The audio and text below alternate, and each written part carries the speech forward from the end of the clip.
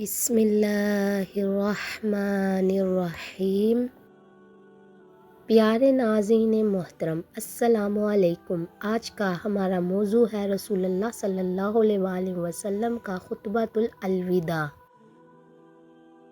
میدان عرفات میں حضرت محمد صلی اللہ علیہ وآلہ وسلم نے جو خطبۃ الحج دیا تھا، آئیے اس خطبے کے اہم نکات کو دہرا لیں، کیونکہ ہمارے نبی نے کہا تھا میری ان باتوں کو دوسروں تک پہنچائیں۔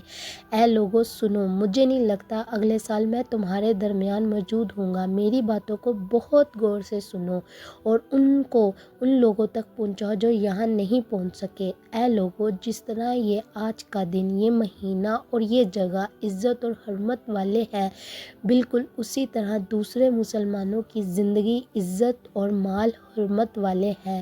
تم اس کو چھیڑ نہیں سکتے۔ لوگوں کے مال اور امانتیں، ان کو واپس کرو۔ کسی کو تنگ نہ کرو، کسی کا نقصان نہ کرو، تاکہ تم بھی محفوظ رہو۔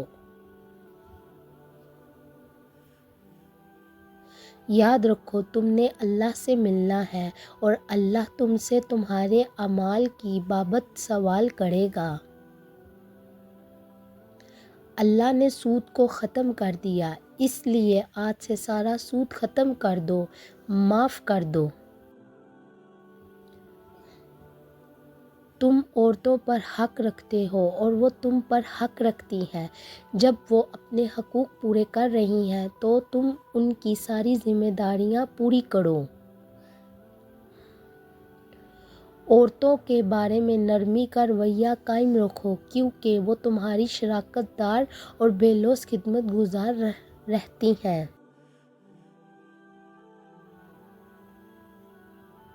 کبھی زنا کے قریب مت جانا۔ اے لوگو، میری بات غور سے سنو، صرف اللہ کی عبادت کرو، 5 فرض نمازیں پوری رکھو، رمضان کے روزے رکھو اور زکوٰۃ ادا کرتے رہو۔ اگر استطاعت ہو تو حج کرو۔ زبان کی بنیاد پر، نسل، رنگ کی بنیاد پر تعصب میں مت پڑ جانا۔ کالے کو گورے پر اور گورے کو کالے پر، عربی کو اجمی پر اور اجمی کو عربی پر کوئی فوقیت حاصل نہیں۔ ہر مسلمان دوسرے مسلمان کا بھائی ہے۔ تم سب اللہ کی نظر میں برابر ہو۔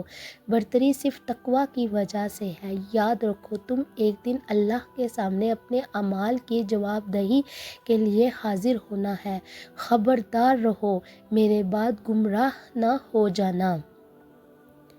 یاد رکھنا، میرے بعد کوئی نبی نہیں آنے والا، نہ کوئی نیا دین لایا جائے گا۔ میری باتیں اچھی طرح سے سمجھ لو۔ میں تمہارے لیے 2 چیزیں چھوڑ کے جا رہا ہوں، قرآن اور میری سنت۔ اگر تم نے ان کی پیروی کی تو کبھی گمراہ نہیں ہوگے۔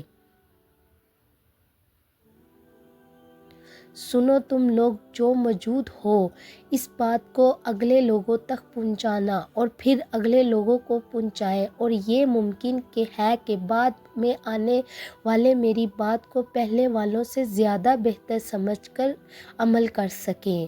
پھر آسمان کی طرف چہرہ اٹھایا اور کہا، اے اللہ، گواہ رہنا، میں نے تیرا پیغام تیرے لوگوں تک پہنچا دیا۔